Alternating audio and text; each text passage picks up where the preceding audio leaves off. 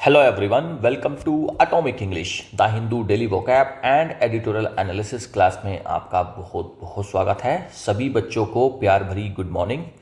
Class को शुरू करते हैं और क्लास के बेनिफिट्स फर्स्ट पोर्शन में हमेशा की तरह कवर करेंगे वोकैब, डेली वोकैब जो कि एडिटोरियल से रहेगी और ये सारी की सारी वोकैब एग्ज़ाम ओरिएंटेड वोकैब है। एग्ज़ाम में आपको यहाँ से ज़रूर वर्ड्स देखने को मिलते हैं। आगे हम करते हैं इनका पार्ट ऑफ स्पीच आइडेंटिफिकेशन कि भाई वर्ड हैं क्या, नाउन है, एडजेक्टिव हैं, एडवर्ब हैं या फिर क्या हैं। देन हम आगे बढ़ेंगे और हम देखेंगे इसमें इसके सिनोनिम्स, इसके एंटोनियम्स और उसके बाद इसी क्लास में आपको मिल जाएंगे idioms and phrases, phrasal verbs and one word substitution. Vocab के सारे फॉर्मेट जितने हो सकते हैं इस एक सिंगल क्लास में आपको डेली बेसिस पर मिल जाते हैं। नेक्स्ट पोर्शन में हम कवर करेंगे रीडिंग कॉम्प्रिहेंशन एंड ग्रामर। पहले हम करेंगे एडिटोरियल एनालिसिस, द हिंदू से एक प्यारा सा एडिटोरियल उठाएंगे और उसको एनालाइज करेंगे डिटेल में, जिससे आपका रीडिंग कॉम्प्रिहेंशन पार्ट स्ट्रॉन्ग होगा और फिर आपको एग्जाम में अनसीन पैसेज हल्के लगने लगेंगे, वहाँ पर आपको कोई दिक्कत नहीं आएगी। देन हम करेंगे comprehension MCQs and grammar MCQs बिल्कुल एग्जाम वाले पैटर्न पर, और जब आप इनको सोल्व करोगे तो आपको लगेगा कि आप एग्ज़ाम का क्वेश्चन पेपर ही सोल्व कर रहे हो। तो ये भी एक बहुत अच्छी प्रैक्टिस है एग्ज़ाम पॉइंट ऑफ व्यू से। देन हम आगे करेंगे क्लोज टेस्ट एंड PQRS यानी कि पैराजंबल, और आजकल बहुत हर एग्ज़ाम में मिलते हैं आपको क्लोज टेस्ट और PQRS, तो इनका भी एक बहुत इंपॉर्टेंस है, तो इसको हम अलग से कवर करेंगे। और जिस तरीके से मैं आपको क्लोज टेस्ट बताता हूँ, PQRS बताता हूँ, अगर आप डेली बेसिस पर इसको फॉलो करते हैं और कुछ महीने मेरे साथ चलेंगे तो फिर आपको क्लोज टेस्ट और PQRS में कभी कोई दिक्कत नहीं आएगी। चाहे कितना भी डिफिकल्ट क्लोज टेस्ट आपके सामने आ जाए, आप उसको चुटकियों में सोल्व कर देंगे। PQRS आप देखते ही समझ जाएंगे कि आपको क्या चीज़, क्या ऑप्शन आपको सेलेक्ट करना है। देन हम लास्ट में करेंगे ट्रिकी MCQs के साथ में प्रैक्टिस। ये सबसे इंपॉर्टेंट पार्ट है वीडियो का, क्योंकि ये जो आपने स्टार्टिंग में वर्ड्स पढ़े, वोकैब पढ़ी, जो idioms and phrases, phrasal verbs, one word substitution पढ़े, इन सभी की हम लास्ट में करेंगे ट्रिकी MCQs के साथ में प्रैक्टिस। जिसके बाद तो सारी की सारी जो चीज़ें आपने आज पढ़ी हैं सब कुछ आपको ऑटोमेटिकली रट जाएगा, आपकी फिंगर टिप्स पर आ जाएगा। बहुत इंपॉर्टेंट क्लास है बेटा। एक सिंगल क्लास में आपको क्या कुछ मिल रहा है, पहला तो देखो वोकैब कवर हो रही है, दूसरा आपका रीडिंग कॉम्प्रिहेंशन कवर हो रहा है, तीसरा आपकी ग्रामर कवर हो रही है, फोर्थ आप क्लोज टेस्ट की यहाँ पर मास्टरी करते हो, फिफ्थ आपको PQRS हो जाता है, सिक्स्थ यहाँ पर आपकी प्रैक्टिस हो जाती है अच्छी खासी, और सेवन्थ यहाँ पर साथ के साथ आपको ट्रांसलेशन मिल रही है। तो मुझे नहीं लगता भाई एक सिंगल क्लास में इससे ज़्यादा कुछ किया जा सकता है। और हार्डली यार 40 से 50 मिनट की क्लास में आप डेली बेसिस पर इतना मटेरियल कंज्यूम कर लेते हो, तो आपकी इंग्लिश का लेवल सोचो आप कहाँ पहुँच जाएगा। जो बच्चे मेरे साथ स्टार्टिंग से जुड़े हुए हैं उनको पता है ये कितनी इंपॉर्टेंट क्लास है, और उन्होंने अपनी इंग्लिश लैंग्वेज के जो स्किल्स है, उनका जो लेवल है, उसमें उनको पता है कितनी बढ़ोतरी हुई है उनका। कभी वो कहाँ स्टैंड करते थे, आज वो कहाँ हैं, वो खुद से महसूस कर सकते हैं। आज वो इंग्लिश को बहुत अच्छे से पढ़ सकते हैं। जो उनके अंदर एक डर था वो सारा का सारा ख़त्म हो चुका है। ऑलराइट, ये बेनिफिशरीज़ हैं, इन सभी के लिए क्लास बनी हुई है। SSC एस्पिरेंट्स, चाहे वो CGL की तैयारी करते हो, CPU, CHSL या स्टेनो, या कोई और भी एग्ज़ाम है अगर SSC का जिसमें इंग्लिश आती है, उन सभी के लिए बहुत इंपॉर्टेंट क्लास है। उसके अलावा बैंक की तैयारी करने वाले बच्चे, रेलवे, टीचिंग, डिफेंस जैसे NDA या CDS, और UPS एस्पिरेंट्स, इन सभी के लिए बहुत ही बेनिफिशियल क्लास है। तो इसको मिस ना करा करें और मॉर्निंग में ही इसको कवर किया करें। ऑलराइट, चलिए अभी शुरू करते हैं अब क्लास को। और शुरू करने से पहले चैनल पर अगर नए हैं और अभी तक चैनल को सब्सक्राइब नहीं करा है तो चैनल को सब्सक्राइब कर लेंगे, बेल आइकन को प्रेस कर लेंगे for more important updates. Alright, let's start. Vocabulary, आज का पहला वर्ड है टसल। नाउन भी है, वर्ब भी है। इसका मतलब होता है झगड़ा या फिर संघर्ष। अ विगरस स्ट्रगल और स्कफल। भाई कोई स्ट्रगल चल रहा है, झगड़ा चल रहा है, संघर्ष चल रहा है, स्कफल चल रहा है, उसी को तो बोलते हैं tussle. A brief tussle broke out between the protesters and the police. एक ब्रीफ टसल हो गया, एक आपस में संघर्ष हो गया, झगड़ा हो गया।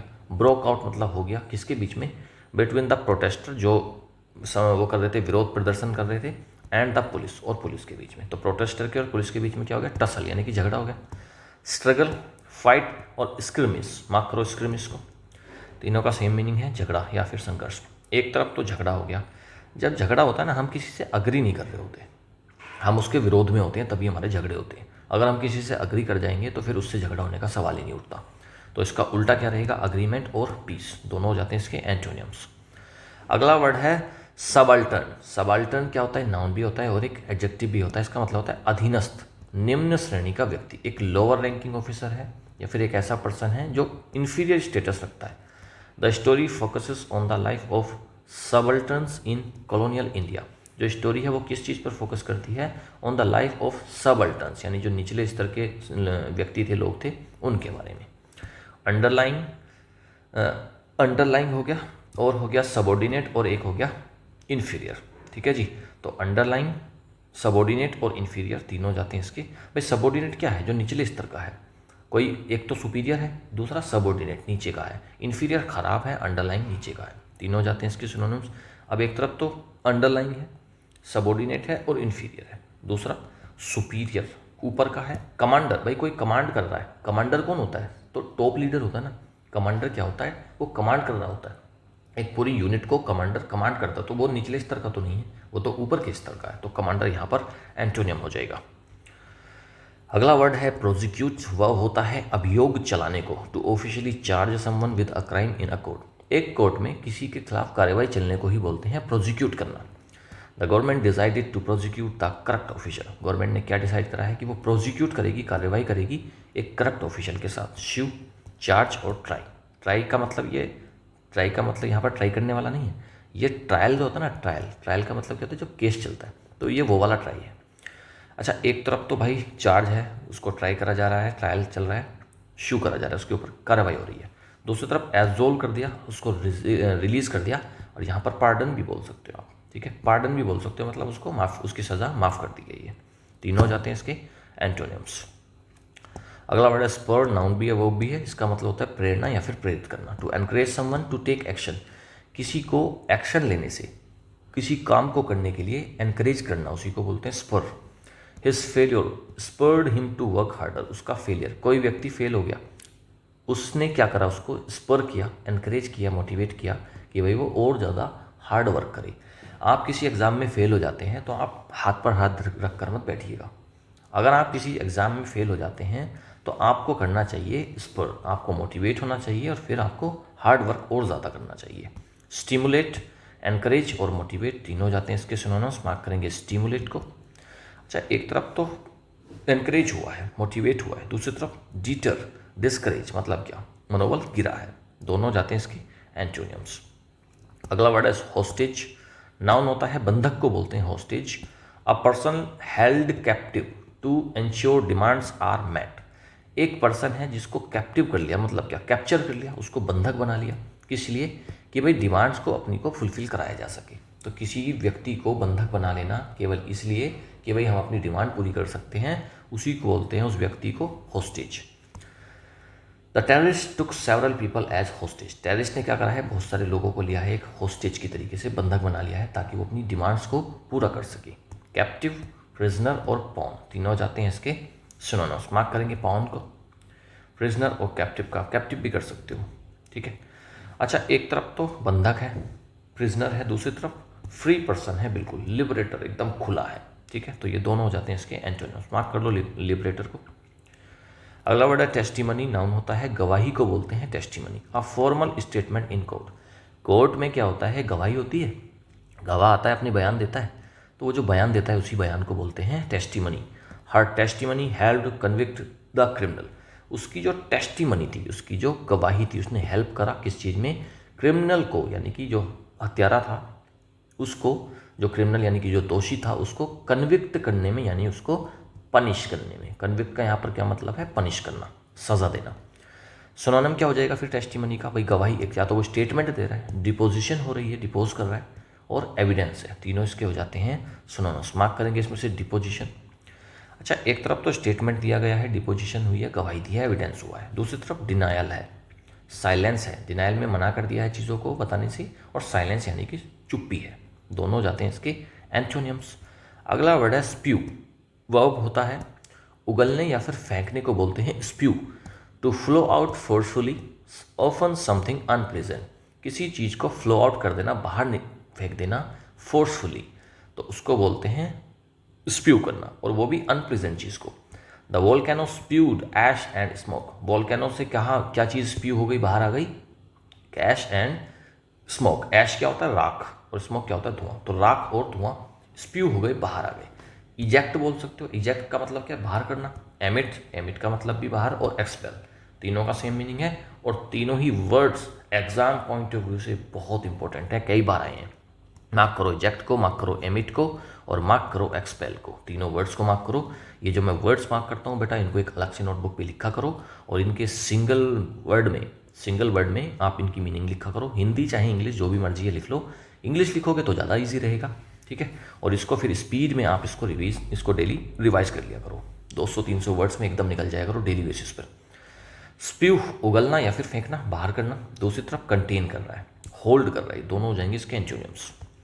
अगला वर्ड है अनअबेस्ड, एडजेक्टिव होता है बेशर्म या फिर निडर।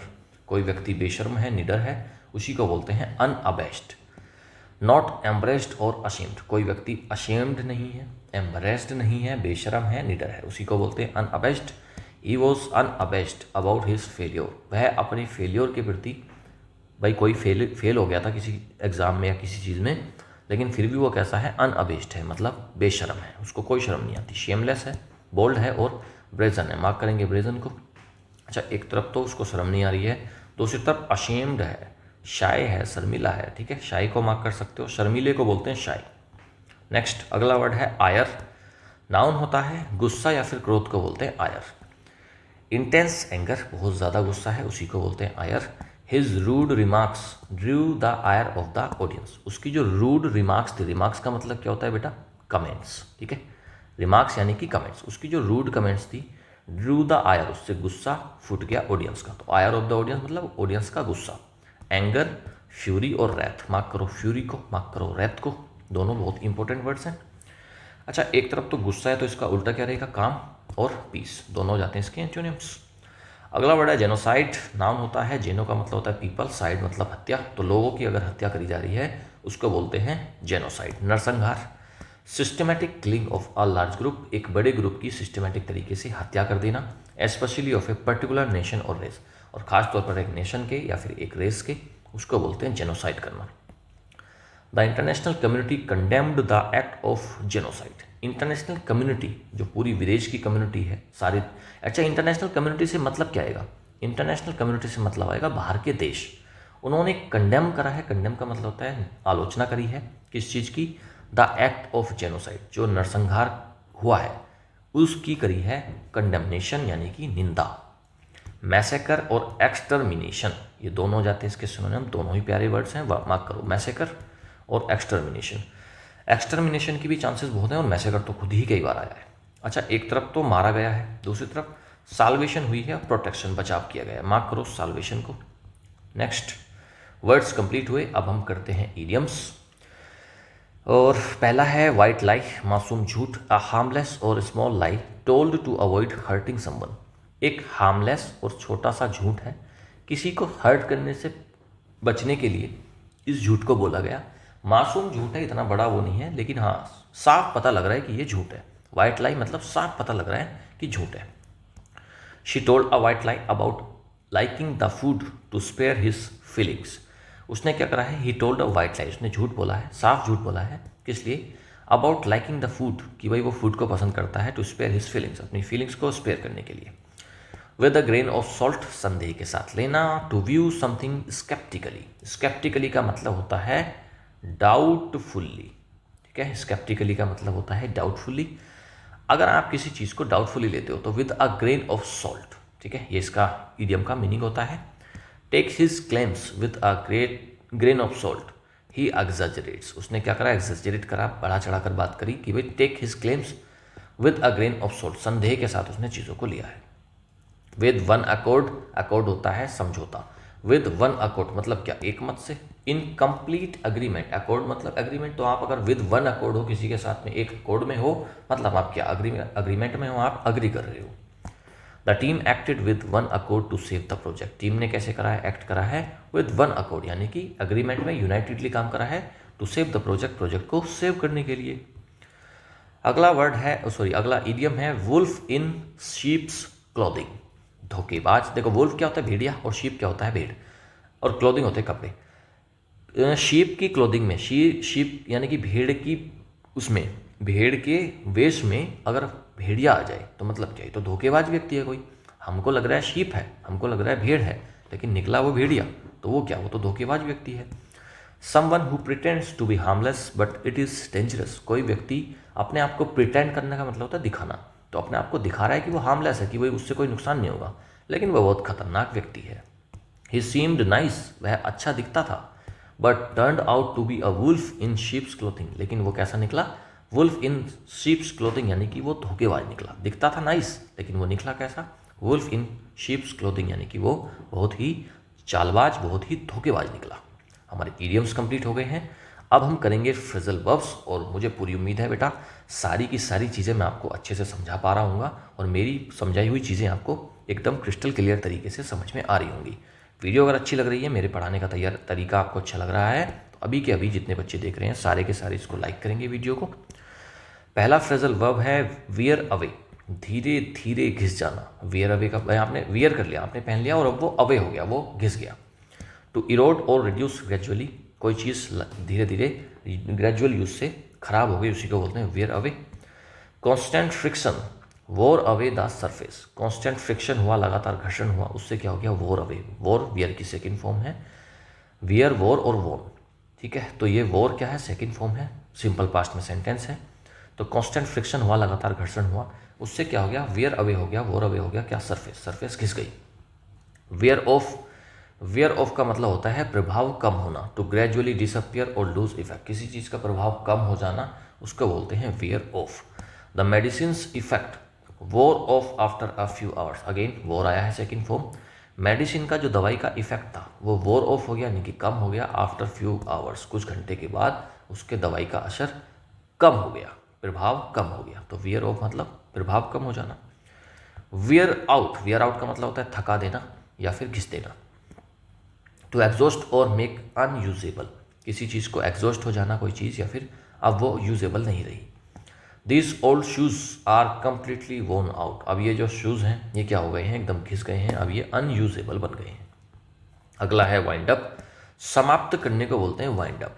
टू कंक्लूड और फिनिश समथिंग, किसी चीज़ को कंक्लूड करना, एंड करना या फिर फिनिश करना, उसी को बोलते हैं वाइंड अप करना। Let's wind up this meeting now, एक मीटिंग बहुत लंबे समय से चल रही है, अब कह रहे हैं let's wind up this meeting now, अब इस मीटिंग को ख़त्म करते हैं, एंड करते हैं। वन वर्ड सब्सटीट्यूशंस, पहला है इकोनॉमिकल, एडजेक्टिव होता है, इसका मतलब होता है किफ़ायती। Using resources wisely and effectively, economical क्या है, किसी भाई जितने आपके पास रिसोर्सेज हैं उनको आप वाइजली और एफिशिएंटली यूज़ कर रहे हो, उसी को बोलते हैं इकोनॉमिकल, किफ़ायती। आप कभी आजकल कार और बाइक्स आ रही हैं, उसमें एक होता है इकोनॉमिकल मोड, तो इकोनॉमिकल मोड कौन सा है, जिसमें माइलेज अच्छा देगी, जिसमें फ्यूल कम खर्च होगा, तो आप उसको वाइजली ही तो यूज़ कर रहे हो। तो इकोनॉमिकल जिस चीज़ को आपका खर्चा कम होगा, आपके लिए किफ़ायती है। She is very economical with her expenses, वह क्या है, काफ़ी इकोनॉमिकल है, काफ़ी किफ़ायती है, सोच समझकर अपने एक्सपेंसेस को करती है। अगला वर्ड है इगैलिटेरियनिज्म, नाउन होता है, बड़ा वर्ड है, इसको तोड़ के पढ़ेंगे। इगैलिटेरियनिज्म, इगैलिटेरियनिज्म समानता का सिद्धांत। Belief in equal rights and opportunities for all, भाई एक ही चीज़ों में एक जैसी एकांत, उसमें एक जैसी समानता में बिलीव करने को बोलते हैं egalitarianism. The leader promoted egalitarianism in society, society में एकता को उसने क्या करा है, प्रमोट करा है। तो इगैलिटेरियनिज्म का मतलब होता है सब लोग एक समान है, सबको बराबर अपॉर्चुनिटीज मिलनी चाहिए, तो इगैलिटेरियनिज्म। नेक्स्ट अगला वर्ड है इमेरिटस, एडजेक्टिव होता है, सेवानिवृत्त पर सम्मानित, कोई व्यक्ति रिटायर हो गया बट रिटेनिंग ऑनररी टाइटल, लेकिन उसके बाद भी वो कैसा है, सम्मानित है। He is a professor emeritus at the university, वह एक प्रोफेसर है और कैसा, इमेरिटस, मतलब क्या आज भी सम्मानित है यूनिवर्सिटी में, मतलब क्या ये रिटायर हो गया होगा, ये प्रोफेसर कैसा है, ये रिटायर हो गया होगा, लेकिन यूनिवर्सिटी में आज भी उसका सम्मान है। नेक्स्ट अगला वर्ड है ईव्सड्रॉपर, ईव्सड्रॉपर एक नाउन होता है, बातें चुपके से सुनने वाला। A person who secretly listens to others conversations, कुछ लोग होते हैं जिनको दूसरों की बातें सुनने में मजा आता है, तो छुप जाएंगे कहीं और छुप के वो बातें सुन लेते हैं, तो उसको बोलते हैं eavesdropper. Eavesdroppers are rarely trusted by anyone, eavesdropper जो चुपके से बातें सुनते हैं सीक्रेटली, उनको बहुत मुश्किल से कोई ट्रस्ट करता है, रेयरली कोई उनको ट्रस्ट करता है। ठीक है जी। तो ईव्सड्रॉपर छुप कर बातें सुनने वाला। काफ़ी अच्छे अच्छे वर्ड्स थे, बहुत मज़ा आया इनको करके, और इनको आप डेली बेसिस पर जब आप करेंगे तो ये आपकी एक बहुत बड़ी वोकेबलरी बिल्ड हो जाएगी। एडिटोरियल एनालिसिस करते हैं बेटा। इंग्लिश ड्रीम्स, अंग्रेजी सपने, on language debate and English medium education. Language debate, language के ऊपर बहस, और इंग्लिश मीडियम की एजुकेशन, इसके ऊपर आज का बेस्ड है हमारा एडिटोरियल। बहुत प्यारा एडिटोरियल है, लैंग्वेज के ऊपर हमको इसमें डिस्कस करके बताएगा एडिटर। तो एडिटर ने काफ़ी अच्छे से चीज़ों को डिस्कस किया है। चलिए अभी हम भी पढ़ते हैं, इसको एनालाइज करते हैं डिटेल में। Imposing any language as the medium of instruction is unacceptable. किसी भी लैंग्वेज को इम्पोज करना, थोपना, as a medium of instruction. Medium of instruction का मतलब क्या होता है? इंस्ट्रक्शन मतलब एजुकेशन। मीडियम ऑफ इंस्ट्रक्शन यानी कि पढ़ाई की जो लैंग्वेज है, किसी भी ऐसी लैंग्वेज को इम्पोज करना, थोपना क्या है? ये अनएक्सेप्टेबल, ये स्वीकार्य नहीं है। English medium education is an aspiration for many Indians, but state policy regarding the medium of instruction has been uneven across time and regions. English medium की जो एजुकेशन रही है is an aspiration, ये सबके लिए एस्पिरेशन होती है, हर व्यक्ति के लिए, for many Indians, बहुत सारे इंडियंस के लिए ये क्या है? एक एस्पिरेशन है, ये एक सपना होता। बट स्टेट पॉलिसी, लेकिन जो स्टेट पॉलिसी, जो राज्य की पॉलिसी है regarding the medium of instruction, जो पढ़ाई का जो मीडियम है, हैज़ बीन अनइवन, ये अनइवन रहा है, असमान रहा है, अक्रॉस टाइम एंड रीजन, हर समय में और रीजन के हिसाब से। The ongoing language debate in India which stems from the renewed efforts of the Bharatiya Janata Party to enforce a 3 language policy has many components, the medium of instructions being one. जो ongoing language debate चल रही है India के अंदर, which stems from the renewed efforts, जो कहाँ से stem होती है, कहाँ से उत्पन्न होती है? रिन्यूड एफर्ट से भारतीय जनता पार्टी के, तो जो एनफोर्स करना चाह रहे हैं 3 लैंग्वेज पॉलिसी को। हैज़ मैनी कंपोनेंट्स, उसमें बहुत सारे कंपोनेंट्स हैं, बहुत सारे उसके आयाम हैं, लेकिन मीडियम ऑफ इंस्ट्रक्शन उसमें से एक है। बात आ रही है स्टेम्स की। ये जो स्टेम्स आया, ये क्या है? वर्ब है, और सेंटेंस किस में है? सिंपल प्रेजेंट में, सिंपल प्रेजेंट में सेंटेंस है। स्टेम्स क्योंकि एस लग रहा है। ये जो स्टेम्स आया बेटा, इसका सब्जेक्ट क्या है? ये किसके लिए आया? द ऑनगोइंग लैंग्वेज, ये आया लैंग्वेज के लिए। लैंग्वेज इसमें सब्जेक्ट है, और वर्ब क्या है? स्टेम्स। तो the ongoing language debate in India, और लैंग्वेज क्या है? जो कि विच स्टेम्स फ्रॉम, जो उत्पन्न होती है रिन्यूड एफर्ट से भारतीय जनता पार्टी के, जो एनफोर्स करना चाहती है एक 3 लैंग्वेज पॉलिसी को।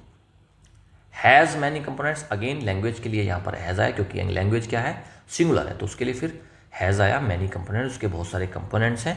The medium of instruction being one, और मीडियम ऑफ इंस्ट्रक्शन जो है वो एक आयाम उसमें से है।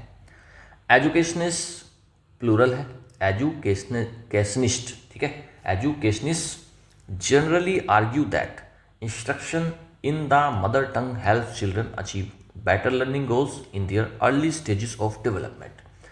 एजुकेशनिस्ट जो होते हैं, जो पढ़ाने वाले लोग हैं, टीचर्स वगैरह हैं, प्रोफेसर्स लोग हैं, जनरली आर्ग्यू करते हैं। यहाँ पर प्लूरल था तो फिर यहाँ पर एस नहीं लगाया और सिंपल आर्ग्यू करा। एजुकेशनिस्ट जनरली आर्ग्यू दैट, वो आर्ग्यू करते हैं कि जो इंस्ट्रक्शन है ना इन द मदर टंग, जो मदर टंग में इंस्ट्रक्शन है, वो हेल्प करता है बच्चे को अचीव करने में उसकी better learning goals in their early stages of development. भाई बच्चा बड़ा हो रहा है, उसकी अर्ली स्टेज है, वो धीरे धीरे ग्रो कर रहा है, उस समय पर अगर उसको उसकी मदर टंग में इंस्ट्रक्शन मिले, उसको पढ़ाया जाए, तो वो और अच्छे से बेटर लर्निंग कर सकता है। This view is supported by pedagogical research, but it can not and does not operate in isolation from other factors such as constitutional rights and ground realities. ये जो व्यू है इज सपोर्टेड बाय, अब देखो is supported bye से समझ में आएगा, इसके साथ में वर्ब की थर्ड फॉर्म भी आई है और बाय भी आया। इसका मतलब क्या है कि सेंटेंस पैसिव में है, सेंटेंस पैसिव में है। ये जो व्यू है कि भाई बच्चे को मदर टंग में इंस्ट्रक्शन मिलने चाहिए, ये view is supported by pedagogical research. Pedagogical होती है बच्चे को पढ़ाने वाली जो स्किल्स होती है, उस रिसर्च में ये सपोर्ट करी गई है। But it can not and does not operate in isolation from other factors such as constitutional rights and ground realities. लेकिन इसको आप अलग तरीके से नहीं देख सकते, कॉन्स्टिट्यूशन में आप अलग तरीके से नहीं देख सकते, कॉन्स्टिट्यूशनल राइट्स अलग तरीके से होते हैं और ग्राउंड रियलिटी कुछ और होती है। India's linguistic diversity and distribution is such that even the question of what is a child's mother tongue can often be a contested one. India की जो लिंग्विस्टिक डाइवर्सिटी है, भाई लिंग्विस्टिक डाइवर्सिटी क्या है? हमारा देश इतना ज़्यादा डाइवर्स है कि हर 100 किलोमीटर पर आप देश की किसी भी दिशा में चले जाएं, 100 किलोमीटर चलो और आपको एक अलग लैंग्वेज मिलेगी. तो इतनी ज़्यादा इंडिया की लिंग्विस्टिक डाइवर्सिटी में and distribution is such that, और डिस्ट्रीब्यूशन इस तरीके से हुआ है कि even the question of what is a child's mother tongue can often be a contested one, कि आप ये चीज़ भी पता नहीं लगा सकते कि बच्चे की मदर टंग क्या है, क्योंकि हर 100 किलोमीटर पर, 100 तो मैंने बहुत ज़्यादा बोल दिया, 50 किलोमीटर पर भी लैंग्वेज चेंज हो जाती है, टोन चेंज हो जाती है लोगों की. तो ये जो बात है ना कि भाई आप मदर टंग को डिसाइड कैसे करोगे कि बच्चे की मदर टंग है क्या, क्योंकि पूरे देश इतना बड़ा है, उसमें आप सिंगल तरीके से अगर लैंग्वेज को अप्लाई करोगे तो करोगे कैसे. There is also the constitutional question of freedom of expression and choice, और एक कॉन्स्टिट्यूशनल क्वेश्चन भी इसमें खड़ा होता है कि फ्रीडम ऑफ एक्सप्रेशन और चॉइस की जो राइट है वो कहाँ है. इन 2014 में after a protracted legal tussle, the Supreme Court of India held that a Karnataka government order of 1994 that made instruction in Kannada mandatory until class 4 was not valid under the constitution. 2014 में एक legal tussle हुआ, बहुत लंबी बहस चली. Supreme court of India ने क्या करा, एक कर्नाटका गवर्नमेंट के ऑर्डर, जो 1994 में कर्नाटक गवर्नमेंट का एक ऑर्डर था जो कि ये बताता था कि भाई इंस्ट्रक्शन जो है ना कन्नड़ में मैंडेटरी कर दिए थे 4th क्लास तक, was not valid under the constitution. तो सुप्रीम कोर्ट ने उसको इनवैलिड करार दिया था कि भाई आप कन्नड़ को मैंडेटरी नहीं कर सकते क्लास 4 तक, तो ये इनवैलिड सुप्रीम कोर्ट ने इसको करार दिया था. ये जो वॉज आया, ये क्या आया, ये बात किसके लिए आया, ये वर्ब है, तो ये किसके लिए आया, ये आया ऑर्डर के लिए. सब्जेक्ट इसका क्या है, ऑर्डर. भाई जो सुप्रीम कोर्ट ने हेल्ड करा कि जो कर्नाटका गवर्नमेंट का जो ऑर्डर है, और ऑर्डर के बारे में बताया कि भाई 1994 का है, जो मेड करता है इंस्ट्रक्शन को कन्नड़ मैंडेटरी अंटिल क्लास 4. अब ये जो ऑर्डर है it was not valid under the constitution. समझ में आ गया. सब्जेक्ट और वर्ब का कॉन्सेप्ट अगर समझ में आ जाएगा, इंग्लिश आपके लिए बहुत आसान हो जाएगी. For children have a right to choose and the state can not enforce its view on what is good for them. क्योंकि चिल्ड्रन जो है ना, जो बच्चे हैं, देखो चिल्ड्रन क्या होता है, चिल्ड्रन होता है प्लूरल, चाइल्ड होता है सिंगुलर, चिल्ड्रन होता है प्लूरल. कई बार आपको एग्जाम में क्या करता है, वो चिल्ड्रंस लिख कर देता है, जो कि बिल्कुल सरासर गलत होता है. तो चिल्ड्रंस जैसी कोई चीज़ नहीं होती.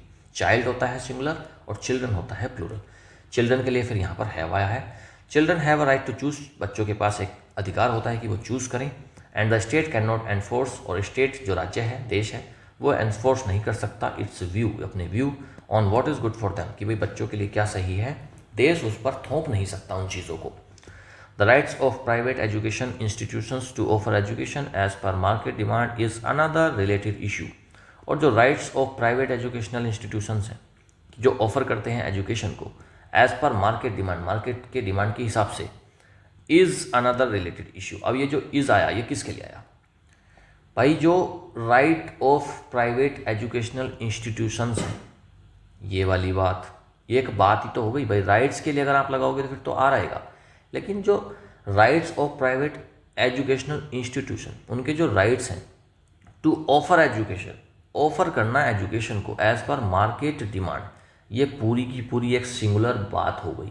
इसके लिए इज़ लगाया है. बहुत खतरनाक इसमें जो लॉजिक लगा है, जो कॉन्सेप्ट है इसमें बहुत खतरनाक लगा हुआ है. आपको समझ में ही नहीं आएगा कि ये इज़ किसके लिए आया. इज़ आया है पूरी एक बात के लिए. The right of private educational institution to offer education as per market demand. और ये क्या है, इज़ अनदर रिलेटेड इशू, ये एक मुद्दा है. The national education policy that is being aggressively pushed by the centre, या फिर ऐसे मान लो इस इश्यू के लिए भी इसने यूज़ कर लिया हो. इस एक इश्यू, क्योंकि ये पूरा का पूरा क्या मान लिया, एक इश्यू मान लिया. इज़ अनदर रिलेटेड इशू, इसको पूरी को एक बात माना और फिर इश्यू के लिए फिर यहाँ पर इज़ लगा दिया. ऐसे भी आप इसको समझ सकते हो. The national education policy that is being aggressively pushed by the centre has a particularly anti English edge with is not in line with popular aspiration. National education policy जो आई है that is being aggressively pushed by the centre, जिसको centre ने aggressively push करा है. Has, क्योंकि policy के लिए आया है तो पॉलिसी क्या है, सिंगुलर, तो फिर यहाँ पर वर्ब कैसी आएगी, singular. Has a particular anti English edge, इसमें क्या है एक पर्टिकुलर कि भाई ये एंटी इंग्लिश एज है, ये जो आज की नई एजुकेशन पॉलिसी आई है वो एंटी इंग्लिश है, उसमें इंग्लिश को एंटी कहा जा रहा है, उसके अगेंस्ट है। Which is not in line with popular aspiration, और ये पॉपुलर एस्पिरेशन के लाइन में नहीं है, उसके तालमेल में नहीं है। मैनी स्टेट्स प्लूरल है, मैनी स्टेट्स दैट वांट, यहाँ पर फिर वांट आया है, सिंगुलर होता तो फिर यहाँ पर एस आ जाता, अगर स्टेट होता तो फिर यहाँ पर लगता, और यहाँ पर एस लगा है स्टेट्स में तो फिर यहाँ से हट जाएगा। Many states that want to promote their local language and culture also want to promote English education and English as a medium of instruction. बहुत सारे स्टेट्स चाहते हैं कि ये प्रमोट करें अपनी लोकल लैंग्वेज को और कल्चर को, लेकिन वो ये भी चाहते हैं कि भाई वो इंग्लिश एजुकेशन को, English as a medium of instruction को भी प्रमोट करें। In Karnataka, Andhra Pradesh, Kerala and Tamil Nadu there are aided English medium schools. Karnataka में, आंध्र प्रदेश में, केरल में और तमिलनाडु में देर आर एडिड यानी कि जिनको एड मिलती है, जिनको फाइनेंशियल सपोर्ट मिलती है गवर्नमेंट की तरफ से या फिर किन्हीं और ग्रुप्स की तरफ से। There are aided English medium school, वहाँ पर बहुत सारे एडिड इंग्लिश मीडियम स्कूल्स हैं। The demand for English medium education is growing, जो इंग्लिश मीडियम की एजुकेशन की डिमांड है वो आजकल बढ़ रही है। देखो आजकल क्या है कि सभी लोग, पहले क्या होता था कि स्टेट के बोर्ड्स होते थे, वहाँ पर उसके स्टेट के हिसाब से लोकल लैंग्वेज में पढ़ाई करी जाती थी। आजकल आपने देखा होगा, हर जगह की बात है ये, सब जगह पर आपने देखा होगा, देश के किसी भी कोने से आप देख रहे हैं इस वीडियो को, आपने अपने अपने एरिया में देखा होगा कि आजकल बच्चों को इंग्लिश मीडियम में ज़्यादा पढ़ाया जाने लगा है। तो डिमांड जो है ना, जो इंग्लिश मीडियम की एजुकेशन की, वो बढ़ रही है। This includes the Hindi speaking region, चाहे हिंदी स्पीकिंग रीजन हो वहाँ पर भी बढ़ रही है। Which is met lightly by substandard and expensive private institutions, और वहाँ पर चाहे एक्सपेंसिव प्राइवेट इंस्टीट्यूशंस भी हैं, तब भी लोग प्रीफर कर रहे हैं कि अपने बच्चों को इंग्लिश मीडियम में ही भेजें। English skills help individuals and the country in gaining a place in the global services sector. English skills help करती हैं इंडिविजुअल्स को, लोगों को, एंड द कंट्री, और कंट्री को गेन करने में एक प्लेस, एक ऐसी जगह इन ग्लोबल सर्विस सेक्टर। भाई विदेश में क्या है कि सारी चीज़ें इंग्लिश में चल रही हैं, अगर ग्लोबल सर्विस सेक्टर में जाना है तो हमको इंग्लिश स्किल्स तो होनी चाहिए। तो इंग्लिश स्किल्स जो हैं, लैंग्वेज जो है, वो हेल्प करती है हर व्यक्ति को कि भाई वो अपनी, और देश को भी, कि भाई वो एक ऐसा प्लेस ग्लोबल सर्विस सेक्टर में अपना बना सके। क्योंकि लैंग्वेज नहीं होगी तो फिर तो बहुत बड़ा बैरियर हो जाएगा। लैंग्वेज है तभी तो आप विदेश में सर्वाइव कर पाओगे, इंग्लिश आती है तभी तो आप अमेरिका में रह पाओगे। India's subaltern caste groups in particular seek to empower themselves through English education which remains a currency for upward mobility। India की जो सबाल्टर्न कास्ट है, यानी जो निचला तबका है, नीचे की जो कास्ट है, जो ग्रुप्स हैं, वैसे निचले कास्ट ग्रुप्स हैं, इन पर्टिकुलर में वो क्या करते हैं, सीख करते हैं। अब ये ग्रुप्स क्या है, यहाँ पर सब्जेक्ट है, ग्रुप्स के लिए यहाँ पर आया है सीख। इन पर्टिकुलर ये क्या करते हैं, ये जो ग्रुप्स हैं ये सीख करते हैं, देखते हैं कि भाई अपने आप को एम्पावर कर लिया जाए थ्रू इंग्लिश एजुकेशन के थ्रू अपने आप को एम्पावर कर लें, मजबूत कर लें। विच रिमेन्स अ करेंसी, जो कि एक करेंसी की तरीके से काम करता है फॉर अपवर्ड मोबिलिटी, उनको बढ़ने में सहायक साबित होता है। If state schools do not offer English medium instructions, relatively richer families could still access it through private schools. अगर स्टेट स्कूल्स यानी कि सरकारी schools do not offer, schools यहाँ पर प्लूरल है तो फिर इसके लिए यहाँ पर डू आया है, अदरवाइज अगर स्कूल होता तो फिर यहाँ पर डज होता। इफ स्टेट यानी कि सरकार के स्कूल्स, सरकारी स्कूल्स ऑफर नहीं करते हैं English medium instruction, English medium की पढ़ाई, रिलेटिवली रिचर फैमिलीज, जो रिलेटिवली रिचर फैमिलीज हैं, कुड स्टिल एक्सेस, वो अभी भी एक्सेस कर सकती हैं थ्रू प्राइवेट स्कूल्स, वो तो प्राइवेट स्कूल्स के थ्रू अपने बच्चों को इंग्लिश मीडियम में पढ़ा लेंगे। लेकिन जो ये सबाल्टर्न कास्ट ग्रुप्स हैं, ये जो निचला तबका है, ये अफोर्ड नहीं कर पाएगा क्योंकि इनके बच्चे तो सरकारी स्कूल में ही पढ़ते हैं और सरकारी स्कूल में इंग्लिश को ख़त्म कर रही है सरकार। इन दिस कंटेक्स्ट, इस कंटेक्स्ट में education becomes a continuing reproduction and even अग्रावेशन of social inequalities which is the exact opposite of its purpose. इस कंटेक्स्ट में एजुकेशन बन जाती है बिकम्स। अब ये बिकम्स किसके लिए आया, एजुकेशन, क्योंकि एजुकेशन क्या है, सिंगुलर, तो फिर यहाँ पर सिंगुलर में एस लगा दिया। इन दिस कंटेक्स्ट, इस कंटेक्स्ट में एजुकेशन बन जाती है एक continuing reproduction and even aggravation of social inequalities. चीज़ें अगर इस तरीके से बढ़ जाएंगी तो फिर तो सोशल इनइक्वालिटीज़ हो गई एजुकेशन में, which is the exact opposite of its purpose. और एग्जैक्ट अपोजिट हो गया ये तो, भाई एजुकेशन को तो पर्पज़ ही है ना कि इनइक्वालिटी को मिटाना है। और जब आप लैंग्वेज के आधार पर बांट दे रहे हो, लैंग्वेज के आधार पर चीज़ों को थोप दे रहे हो, तो फिर तो ये बिल्कुल इसके पर्पज़ का अपोजिट हो गया। The fact is that knowledge of English is empowering and convertible for other outcomes. जी फैक्ट क्या है कि भाई जो नॉलेज है ना, knowledge of English is empowering. अब ये इज किसके लिए आया? इंग्लिश के लिए आया या फिर नॉलेज के लिए आया? ये आया नॉलेज के लिए। नॉलेज ऑफ इंग्लिश, इंग्लिश की जो नॉलेज है, जो ज्ञान है, is empowering and convertible for other outcomes. और ये क्या है? एम्पावरिंग है, मजबूत करने वाला है, और कन्वर्टेबल है, दूसरे आउटकम्स इससे निकल सकते हैं। There can be a debate, यहाँ पर एक बहस हो सकती है, on whether it should be the medium of instruction at the primary level. एक डिबेट शुरू हो सकती है कि भाई इसको, इंग्लिश को, एक मीडियम ऑफ इंस्ट्रक्शन बनाया जाए प्राइमरी लेवल पर। But a basic test of any policy is in how it advances the ambitions of the most disadvantaged sections. भाई ये एक बहस हो सकती है कि इसको प्राइमरी लेवल पर इसको मीडियम बना दिया जाए, मीडियम ऑफ इंस्ट्रक्शन। बट एक बेसिक टेस्ट जो है किसी भी पॉलिसी का, वो किस चीज़ में होता है? Is in how it advances the ambitions of the most disadvantage sections. भाई देश में कोई भी पॉलिसी, कोई भी कानून आ रहा है, उसका एक बेसिक सा टेस्ट होता है कि भाई जितने भी डिसएडवांटेज्ड सेक्शंस हैं, जो सबसे निचला तबका है, उसको किस तरीके से वो इफ़ेक्ट कर रहा है। क्या वो पॉलिसी गरीब लोगों को, कमज़ोर लोगों को अपलिफ्ट कर रही है, उनके एम्बिशंस को एडवांस कर रही है या नहीं? अगर एडवांस कर रही है तो वो पॉलिसी देश के लिए ठीक है। अगर वो पॉलिसी देश के सबसे गरीब दबे हुए लोगों को अगर वो और ज़्यादा नीचे गिरा रही है, तो फिर वो पॉलिसी देश में किसी काम की नहीं। ये एक बेसिक टेस्ट होता है। बहुत प्यारा एडिटोरियल था भाई, बड़ा कुछ समझ में आया इसको पढ़ के। चलिए अब हम करते हैं comprehension MCQs. What was the supreme court's ruling in 2014 regarding the Karnataka government's language policy. Supreme court की रूलिंग आई 2014 में रिगार्डिंग कर्नाटक गवर्नमेंट की लैंग्वेज पॉलिसी। तो क्या आई थी? It upheld the policy of mandatory Kannada instruction. हाँ। It declared mother tongue instruction essential till class 4th। Declare तो नहीं करा, इसको तो कैंसिल करा था। Next, it struck down the order making Kannada instruction mandatory. इसने स्ट्रक डाउन कर दिया, इसको कैंसिल कर दिया ऑर्डर को। मेकिंग कन्नड़, देखो अपहेल्ड करा यहाँ पर कि भाई पॉलिसी को सपोर्ट करा, काटो। डिक्लेयर करा कि भाई मदर टंग में इंस्ट्रक्शन दिए जाने चाहिए क्लास 4 तक। ये तो सरकार ने करा था, ये तो कर्नाटक की गवर्नमेंट ने करा था। सुप्रीम कोर्ट ने इसको कैंसिल करा, सुप्रीम कोर्ट ने इसको स्ट्रक डाउन करा ऑर्डर को कि भाई कन्नड़ इंस्ट्रक्शन को मैंडेटरी नहीं करोगे। सी ऑप्शन एकदम करेक्ट है। Next, what contradiction in state policy does the editorial highlight regarding English education. क्या कॉन्ट्राडिक्शन सामने आ रहा है स्टेट पॉलिसी में, एडिटोरियल के अंदर? State promotes on English and ignore native languages. नहीं, ऐसा तो कुछ नहीं है, इंग्लिश को तो नहीं कर रहा ना state promote. State wants both local language promotion and English education.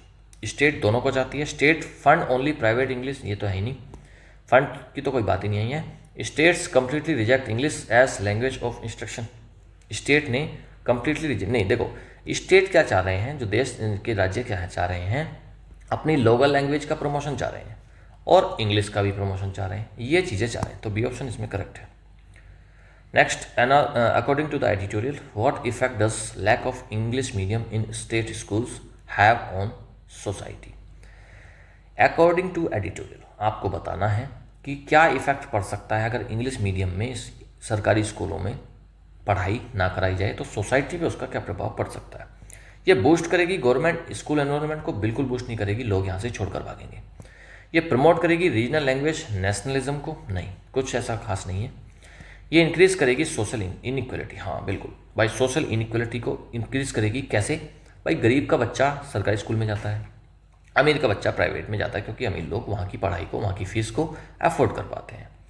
अमीर का बच्चा प्राइवेट स्कूल में जाएगा, वो सीखेगा इंग्लिश। गरीब का बच्चा सरकारी स्कूल में जाएगा, वो सीखेगा फॉर एग्जांपल हिंदी। तो डिफरेंस तो यहीं पर आ गया। अंग्रेजी पढ़े हुए बच्चे अलग नजर आएंगे, हिंदी पढ़े हुए बच्चे अलग नजर आएंगे, तो क्या हो जाएगा? इनइक्वलिटी। सी ऑप्शन एकदम करेक्ट है। ग्रामर एमसीक्यूज करते हैं। Find the grammatically incorrect sentence. आपको इसमें दिख रहा है 4 ऑप्शन है, 4 में से 3 करेक्ट होंगे, 1 होगा इनकरेक्ट, वही आपको पकड़ना है। चलिए भाई धीरे धीरे पढ़िएगा। The demand for English medium education, demand singular है, इसके लिए इज आया है। ग्रोइंग अक्रॉस द कंट्री, बिल्कुल ठीक है। Children has a right to choose their language, देखो मिल गया, मुझे तो मिल गया भाई, आपको मिला या नहीं मिला पता नहीं। चिल्ड्रन क्या है, मैंने अभी बताया था, चाइल्ड होता है सिंगुलर और चिल्ड्रन होता है प्लूरल। तो प्लूरल के लिए हैज़ क्या कर रहा है यहाँ पर, यही हमारा आंसर हमारा यही करेक्ट हो जाएगा, क्योंकि हमको इनकरेक्ट चाहिए था, हमको इनकरेक्ट चाहिए था। हमको इनकरेक्ट मिल गया बी ऑप्शन, यही ऑप्शन करेक्ट है, बाकी सारे तो ठीक ही हैं। चलिए आगे बढ़ते हैं। करेक्ट फॉर्म ऑफ सेंटेंस आपको बताना है। द कॉन्स्टिट्यूशन अलाउ चिल्ड्रन, देखो आपको बताना है करेक्ट, कॉन्स्टिट्यूशन है सिंगुलर, अलाउ क्या कर रहा है यहाँ पर, अलाउज होना चाहिए, तो अलाउज तो ठीक है, द कॉन्स्टिट्यूशन अलाउज, और यहाँ पर जो अलाउइंग आ रहा है तो यहाँ पर कुछ ना कुछ तो आएगा, यहाँ पर कोई तो हेल्पिंग वर्ब आएगी अलाउइंग से पहले, तो फिर डी ऑप्शन भी कट गया, ए ऑप्शन कट गया, दो ऑप्शन बचते हैं। The constitution allows children to choose their medium, constitution allow करता है या फिर करता था, तो पास्ट में क्यों बनाएंगे, कॉन्स्टिट्यूशन तो आज भी अलाउ करता है ना, तो फिर बी ऑप्शन हमारा करेक्ट हो जाएगा। The constitution allows children to choose their medium. Next, और बी, इसमें सी सेंटेंस में एक गड़बड़ यहाँ पर भी है, यहाँ पर टू चूज की जगह पर चूजिंग लिखा है, तो दो गड़बड़ हो गई हैं, इसलिए तो फिर ये बिल्कुल कट जाएगा, B option is the correct answer. Next, choose the sentence with correct article usage, आपको करेक्ट आर्टिकल का यूजेज बताना है। English remains an currency, an currency तो कोई कहीं से कहीं तक तर्कसंगत है ही नहीं, ये तो लॉजिकल है ही नहीं। English remains the currency for a word, ये हो सकता है। English remains a currency for upward mobility, ये भी हो सकता है। English remains currency for upward mobility, देखो कोई ना कोई हमें को इसमें लगाना पड़ेगा, द करेंसी लगाएं या फिर आ करेंसी, तो जनरल बात करेंगे और हम इसमें ए को करेक्ट करेंगे, सी ऑप्शन करेक्ट है। English remains a currency for upward mobility, English एक करेंसी के रूप में काम करता है अपवर्ड मोबिलिटी में, ऊपर बढ़ने के लिए, सी ऑप्शन करेक्ट रहेगा। क्लोज टेस्ट, चलिए भाई इसको लगाइए,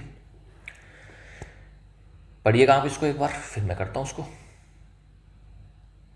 जल्दी जल्दी पढ़ो स्पीड में, फिर हम इसको कवर करवाएंगे आगे। चलिए बेटा आप इसको पॉज करके पढ़ना, मैं इसको कंटिन्यू करता हूँ। English education has long been a powerful tool for social mobility in India, English education क्या है, एक पावरफुल टूल रहा है सोशल मोबिलिटी में इंडिया के लिए। While pedagogical research supports early instruction in the mother tongue, the situation on the ground is more complex, pedagogical research support करती है कि भाई जो अर्ली इंस्ट्रक्शंस हैं मदर टंग में होने चाहिए, लेकिन situation on the ground is more complex, बहुत ज़्यादा कॉम्प्लेक्स है ये। Diversity of languages makes it hard to define a universal mother tongue, और ये जो डाइवर्सिटी है देश में, बहुत अलग अलग तरीके की लैंग्वेजेस हैं, वो डिफ़िकल्ट बनाता है कि भाई हम एक यूनिवर्सल मदर टंग को डिसाइड ही नहीं कर सकते देश में। And attempts to dash language policy through mandates have faced legal challenges, और ये जो अटैम्प्ट होते हैं किस चीज़ में, टू डैश लैंग्वेज पॉलिसी को क्या ओवरलुक करना, निगलेक्ट करना, नज़रअंदाज करने की तो बात नहीं हो रही यहाँ पर, इंटरप्रेट करना, इंटरप्रेट की भी कोई बात नहीं हो रही, बात हो रही है इम्पोज करने की, कि भाई ये जो अटैम्प्ट हो रहा है ना कि हम लैंग्वेज पॉलिसी को इम्पोज करना चाह रहे हैं थ्रू मैंडेट, ऑर्डर के through, have faced legal challenges, इसने लीगल चैलेंजेस को फेस करा है, तो बी ऑप्शन इसमें एकदम करेक्ट हो गया। Although many governments promote local languages, बहुत सारी सरकारें लोकल लैंग्वेज को प्रमोट करती हैं। The growing aspiration for English education has led to a dash rise in expensive private schools, बहुत सारी गवर्नमेंट्स प्रमोट करती हैं लोकल लैंग्वेज को, जो ग्रोइंग एस्पिरेशन है, जो इच्छा है लोगों की कि भाई इंग्लिश एजुकेशन उनको मिले, has led to a dash rise, तो इंग्लिश में एजुकेशन की जो एस्पिरेशन है, इच्छा है लोगों की, वो क्या हुई है, बढ़ी है, तो माइनिंग राइज तो नहीं होगा, रिलक्टेंट राइज तो नहीं होगा, रेयर राइज थोड़ी ना, स्टीप राइज, बहुत स्पीड में, बहुत तेज, स्टीप यानी कि बहुत ज़्यादा राइज हुआ है, ग्रेट एक्सटेंट में हुआ है। विदाउट इंग्लिश, तो ए ऑप्शन करेक्ट हो जाएगा 8 का। Without inclusive English medium instruction in public schools education में end up, inclusive English medium school, अगर पब्लिक स्कूल में इंग्लिश मीडियम को नहीं आप करेंगे तो एजुकेशन में एंड अप, किस चीज़ में एंड अप हो जाएगी, inequality rather than resolving it, and up in what, rectify करने में इनइक्वलिटी को, नहीं भाई, अगर इंग्लिश मीडियम आप नहीं लगाओगे तो बढ़ेंगी, इरेडिकेट तो नहीं करेगी, इग्नोर तो नहीं करेगी, वो करेगी एग्जाजरबेटिंग, मतलब चीज़ें इनइक्वलिटी बढ़ेगी, एग्जाजरबेट हो जाएगी, बढ़ जाएगी, ठीक है जी। तो 9th का सी ऑप्शन करेक्ट हो जाएगा। देखा बेटा कितने आसानी से आप कर सकते हो, अगर आप चीज़ों को तरीके से करोगे तो फिर हर चीज़ आसान है। PQRS करो, अभी देखना कितने आसानी में, एकदम चुटकियों में आप इसको सोल्व करेंगे। PQRS को रीअरेंज करना है। Language and culture but also English education, states want to promote local as a medium of instruction. आप ये देखो, बट से किसी सेंटेंस की शुरुआत कर सकते हो क्या, नहीं कर सकते, तो अगर क्यू है तो काटो, है भी नहीं, ठीक है। States want to promote local as a medium. अच्छा देखो, एज ए मीडियम से शुरुआत कैसे हो जाएगी, नहीं हो पाएगी, एज ए मीडियम से शुरुआत नहीं हो पाएगी। PQRS करने का सबसे अच्छा तरीका है या तो स्टार्टिंग के वर्ड्स देखो, जैसे कि हमने यहाँ पर बट को कैंसिल करा तो ये तो कट गया, एस को करा एस कट गया, तो यहाँ पर एस वाला ऑप्शन कट जाएगा। दूसरा तरीका होता है उसके लास्ट के वर्ड्स को जोड़ो, लोकल, और लोकल से आप किस चीज़ को जोड़ दोगे, लोकल से आप बट को नहीं जोड़ सकते भाई, लोकल से आप बट नहीं जोड़ सकते, लोकल से आप लोकल से आप यहाँ पर एज को नहीं जोड़ सकते, लोकल एज नहीं जोड़ सकते, लोकल से एक ही चीज़ जुड़ेगी, लैंग्वेज। तो समझ में आता है आर के बाद पी आएगा, ठीक है, तो आर के बाद पी आएगा, इतना हमको समझ में आ गया। आर ऑप्शन दो जगह पर है। अब देखो पी से but, language and culture, language and culture इसका सब्जेक्ट नहीं बन पा रहा, तो पी ऑप्शन भी कटेगा। तो ऑप्शन बचते हैं ए और सी। तो आर से जुड़ेगा, और हमको एक बात यहाँ पर यह समझ में आ गई थी कि आर के साथ अगर जुड़ेगा ना तो वो पी ही जुड़ेगा, क्योंकि लोकल लैंग्वेज जुड़ेगा यहाँ पर। तो फिर आर के साथ में हमने पी जोड़ा है सी ऑप्शन में, सी ऑप्शन करेक्ट हो जाएगा। इसको पढ़ो अब। States want to promote, state चाहते हैं प्रमोट करना किस चीज़ को, लोकल लैंग्वेज को और कल्चर को, आर पी फिर एस, और किस लिए, as a medium of instruction, कि भाई लोकल लैंग्वेज को किस लिए, as a medium of instruction, और लास्ट में आ जाएगा ऑप्शन आपका Q, but also English education, और इंग्लिश को भी। तो आपका RPSQ is the correct answer. Next, ये आंसर की दी गई है, PDF डाउनलोड करेंगे टेलीग्राम से, और टेलीग्राम का लिंक मिल जाएगा आपको वीडियो की डिस्क्रिप्शन में, वहाँ से डाउनलोड करेंगे। टेलीग्राम को आप वहाँ पर आप जुड़िएगा, वहाँ को ज्वाइन करना है चैनल को, वहाँ पर बहुत इंपॉर्टेंट PDFs डेली बेसिस पर आपको मिलती रहती हैं, ठीक है जी। तो टेलीग्राम को भी ज्वाइन करेंगे सारे बच्चे, ये PDF आपको मिलेगी, वहाँ से आप इसको आंसर की मिल जाएगी, क्वेश्चंस को अटैम्प्ट करेंगे। चलिए आगे बढ़ते हैं। अब हम करते हैं vocab practice with tricky MCQs, video का सबसे इंपॉर्टेंट पार्ट। जितना कुछ पढ़ा है सब कुछ याद करेंगे अभी इसी क्लास में। ऑलराइट, पहला question, which of the following situations reflects a sudden conflict और स्कफल। कॉन्फ्लिक्ट या फिर स्कफल यानी कि झगड़ा, युद्ध, इसमें से कौन बताएगा। पहला, एक शेड्यूल्ड मीटिंग में झगड़ा थोड़ी होगा, एक पीसफुल प्रोटेस्ट में झगड़ा थोड़ी होगा, एक क्विक इंटेंस स्ट्रगल चल रहा है बिटवीन दो ग्रुप के बीच में, इसी को बोलते हैं झगड़ा या फिर स्कफल। तो इसी को बोलते हैं टसल, इसी को बोलते हैं स्कफल, इसी को बोलते हैं कॉन्फ्लिक्ट। सी ऑप्शन एकदम करेक्ट है। कॉलोनियल सेटअप में who would most likely have limited power और रैंक। एम्परर के पास रहेगा, सबाल्टर्न के पास रहेगा, जनरल के पास, या फिर मोनार्क के पास, बताओ भाई। Most likely have limited power और रैंक, सबसे कम पावर इनमें से किसके पास रहेगी। एम्परर तो शासक होता है, जनरल तो आर्मी को संभालता है, मोनार्क राजा को ही बोलते हैं, जो सबाल्टर्न है ना ये क्या है, ये निचला तबका है। तो बी ऑप्शन एकदम करेक्ट हो जाएगा। तो सबाल्टर्न का मीनिंग बताना चाह रहा था इस क्वेश्चन के थ्रू में। तो सबाल्टर्न क्या है, निचला तबका, नीची जाति, ठीक है। When the government takes someone to court for a crime it is most likely to. Government जब किसी को कोर्ट लेकर जाती है, क्राइम करा है किसी ने, उसको कोर्ट ले गई और वहाँ पर कार्रवाई चल रही है, उसको क्या बोलते हैं। तो वो क्या करना चाह रहे हैं, ओवरलुक करना चाह रहे हैं इस चीज़ को, नहीं फॉरगिव करना चाह रहे हैं उनके एक्शन को, नहीं उनको प्रोसिक्यूट करना चाह रहे हैं, उनको कार्रवाई करनी चाह रहे हैं उनके खिलाफ। सी ऑप्शन करेक्ट है। प्रोसिक्यूट का मतलब होता है कार्रवाई करना। एक motivational speech that pushes someone into action serves as a. एक मोटिवेशन स्पीच जो किसी व्यक्ति को मोटिवेशन ला देगी या फिर उसको पुश करेगी कि भाई कोई एक्शन कर ले, वो क्या है।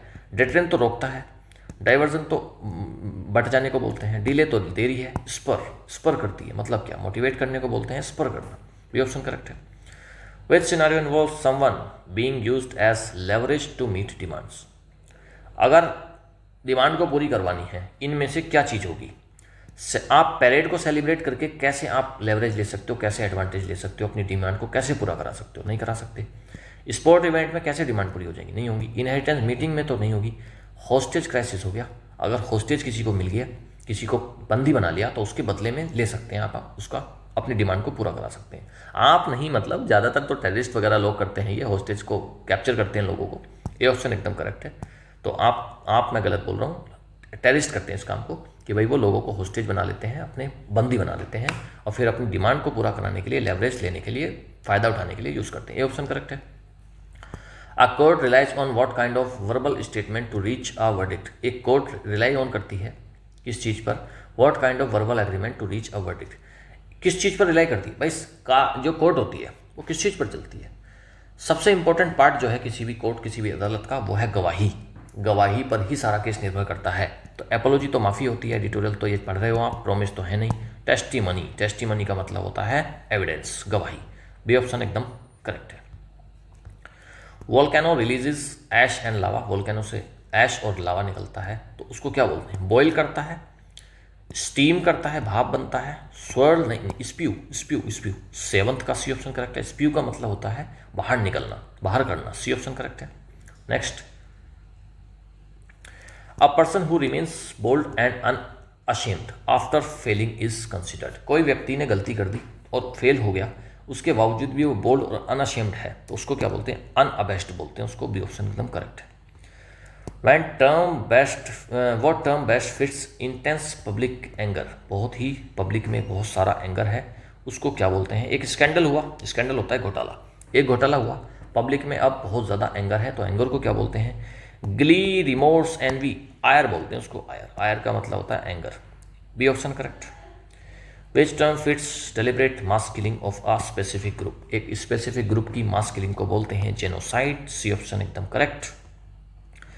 Telling a harmless lie to avoid hurting someone's feeling is called, white lie बोलते हैं उसको। भाई कोई आप हार्मलेस लाई बोल रहे हो जिसका साफ पता चल जा रहा है कि ये झूठ है तो उसको बोलते हैं white lie. A option correct है। If someone exaggerates frequently their statement should be taken, अगर कोई व्यक्ति एग्जैजरेट करता है फ्रीक्वेंटली, लगातार एग्जैजरेट करता है, चीज़ों को बढ़ाता है, तो उनके जो स्टेटमेंट्स हैं उनको कैसे लेना चाहिए? विद ग्रेट बिलीफ, नहीं, उसको भरोसा नहीं करना चाहिए। लॉयल्टी भी नहीं माननी चाहिए, बिना हेजिटेशन के उनको नहीं लेना चाहिए, उनको लेना चाहिए with a grain of salt, उन पर डाउट करना चाहिए। जो व्यक्ति लगातार चीज़ों को बढ़ा चढ़ा कर बताता है, कहीं ना कहीं वो झूठ बोल रहा है, तो उसको आपको लेना है with a grain of salt, यानी कि डाउटफुल्ली। ठीक है जी, डाउटफुल्ली। सी ऑप्शन करेक्ट है। When everyone in a team agrees on a decision, जब हर व्यक्ति टीम में एक डिसीजन पर एग्री कर जाता है तो वो क्या है? सस्पिशन में है, संदेह में है? नहीं। बायस तो है नहीं। विद वन अकॉर्ड, एक ही सहमति में है। सी ऑप्शन करेक्ट रहेगा। एक dangerous person pretending to be innocent fits the phrase, इसमें से कौन सा है? एक ऐसा व्यक्ति है जो डेंजरस है लेकिन वो ऐसे प्रिटेंड कर रहा है कि वो इनोसेंट है। इनोसेंट है नहीं, है तो वो डेंजरस, लेकिन दिखा रहा है अपने आप को इनोसेंट, तो उसको क्या बोलते हैं? Wolf in sheep's clothing. B option एकदम करेक्ट है। What happens to a rock that becomes smaller due to constant friction, लगातार फ्रिक्शन हो रहा है तो रॉक पर क्या असर पड़ेगा? इवेपोरेट कर जाएगा, भाप बन के उड़ जाएगा। पत्थर कैसे भाप बन जाएगा यार? इट वियर्स अवे, 15 का बी ऑप्शन एकदम करेक्ट है। ये वियर अवे हो जाएगा, ये घिस जाएगा। B option correct. घिसने को बोलते हैं वियर अवे। एक पेन किलर का इफेक्ट है that slowly disappear is said to be, आप पेन किलर खाते हो, जब आपने खाया थोड़ी देर में असर शुरू हो जाएगा, काफ़ी असर हो जाएगा और आपका दर्द खत्म हो जाएगा, लेकिन धीरे धीरे जैसे जैसे पेन किलर का टाइम हो जाएगा, बीत जाएगा, तो फिर पेन किलर का असर कैसा हो जाएगा? It will wash away wear off, die hard, या फिर फेड इन, ये हो जाएगा क्या? Wear off. ये इसका असर कम हो जाएगा, डिसअपियर हो जाएगा धीरे धीरे। बी ऑप्शन करेक्ट है।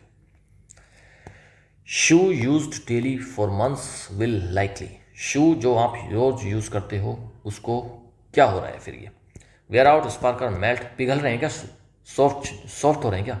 कुछ नहीं हो रहा है यार, वेयर आउट हो रहा है। आपने पहन लिया, अब वो क्या हो गया? बिल्कुल यूज़ कर लिया है आपने बहुत अच्छे तरीके से, सारा का सारा यूज़ कर लिया, अब उसमें कुछ नहीं बचा। ए ऑप्शन करेक्ट है। Next, if a speaker says, अगर कोई स्पीकर कहता है लेट्स कंक्लूड नाउ, अगर कोई स्पीकर कह रहा है कि आओ कंक्लूड करते हैं, मतलब खत्म करते हैं, और ख़त्म करने को बोलते हैं क्या? Wind up, dive in, take off, या फिर सेटल डाउन, इसको बोलते हैं wind up. A option is the correct answer. Wind up मतलब एंड करना, खत्म करना। A person who spends money wisely is best described as, कोई पर्सन अगर पैसे को बहुत वाइजली यूज़ करता है उसको क्या बोलते हैं? इकोनॉमिकल। लैविश तो बहुत खर्चीला होता है, स्टिंजी कंजूस होता है, प्राउड होता है, घमंडी। इकोनॉमिकल इसमें करेक्ट आंसर है। B option is the correct answer. Economical होता है जो पैसे को वाइजली यूज़ करता है, अपने खर्चे को दिमाग लगाकर करता है। B option correct. आप भी इकोनॉमिकली अपने खर्चे किया करो बेटा, ठीक है। B option correct. Which ideology strongly promotes equal rights for all, क्या आइडियोलॉजी स्ट्रांगली प्रमोट करेगी कि इक्वल राइट्स होने चाहिए? कैपिटलिज्म में तो भाई पूंजीवाद रहेगा, काटो। मोनार्की में तो राजा वाला सिस्टम है, फेडरलिज्म नहीं। सी ऑप्शन करेक्ट है। ईगैलिटेरियनिज्म, यह होता है इक्वलिटी, ठीक है। सी ऑप्शन करेक्ट है। एक रिटायर्ड प्रोफेसर है, आज भी उसको टाइटल मिला हुआ है, आज भी उसको ऑनर मिलता है। रिहायर्ड तो दोबारा से हायर करना। Emeritus is the correct answer. Emeritus क्या होता है? वो व्यक्ति जो अब रिटायर हो चुका है लेकिन फिर भी वो वहाँ पर ऑनरेबल है। बी ऑप्शन करेक्ट है, जहाँ से वो रिटायर हुआ है। Someone secretly listening to private conversation, कोई व्यक्ति अगर प्राइवेट कन्वर्सेशन को, किन्हीं लोगों के बीच की बात को अगर छुपकर सुन रहा है, उसको क्या बोलते हैं? नेगोशिएटर तो नहीं, नेगोशिएटर तो समझौते करवाता है, फैसले कराता है। गार्जियन तो देखभाल करता है, स्पीकर तो बोलता है। ईव्सड्रॉपर, ईव्सड्रॉपर होता है जो व्यक्ति छुपकर लोगों की बातचीत को सुनता है। बी ऑप्शन एकदम करेक्ट है। What kind of system involves planned mass destruction of a group, पूरे एक ग्रुप का प्लान्ड मास डिस्ट्रक्शन इनमें से कौन सा होता है? आपको इसमें से बताना है। आइसोलेशन, इनकार्सरेशन, जेनोसाइड या फिर माइग्रेशन। ये क्वेश्चन का आंसर आप कमेंट में देंगे, ठीक है। 23 का आंसर आप कमेंट में देना। आंसर की नीचे दी गई है, पीडीएफ से मिल जाएगी आपको आंसर की, ठीक है। पीडीएफ आपको मिल जाएगी टेलीग्राम पे, टेलीग्राम चैनल को आप ज्वाइन कर लेंगे। वीडियो के डिस्क्रिप्शन में आपको मिल जाएगा टेलीग्राम का लिंक, ओके। आज 10+ क्वेश्चन थे। 10 में से अगर आप 10 में से 6+ स्कोर कर रहे हो तो आप काफ़ी कुछ सीख रहे हो।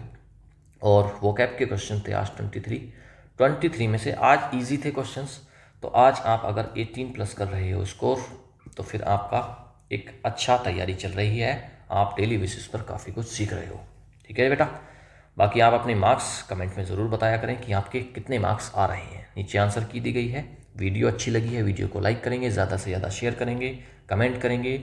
चैनल को लाइक अभी तक सब्सक्राइब नहीं करा है तो चैनल को सब्सक्राइब कर लेंगे। Thank you, have a nice day, good bye.